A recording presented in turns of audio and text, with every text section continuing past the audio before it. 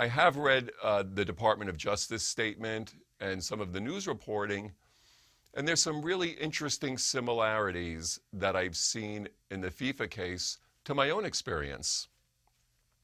The first one is the real teeth of international law enforcement cooperation. I mean, this was a takedown, for lack of a better word, in multiple countries with cooperation of international law enforcement and prosecutorial authorities that really shows the increased level of how the enforcers are working together now.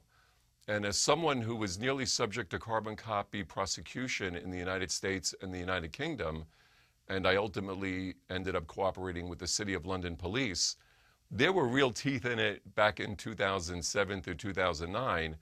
And I think now the FIFA arrests show just how that's been taken to a new level.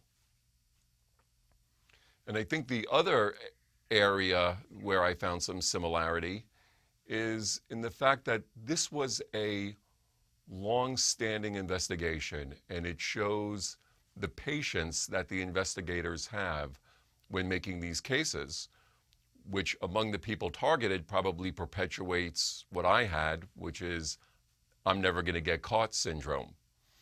But when you look at this case, what I noticed, which was toward the end of some of the reporting, as there were cooperators. So there were people who pled guilty today, one of which I believe was cooperating, which I'm sure involved undercover recordings, and he had been doing that since 2011.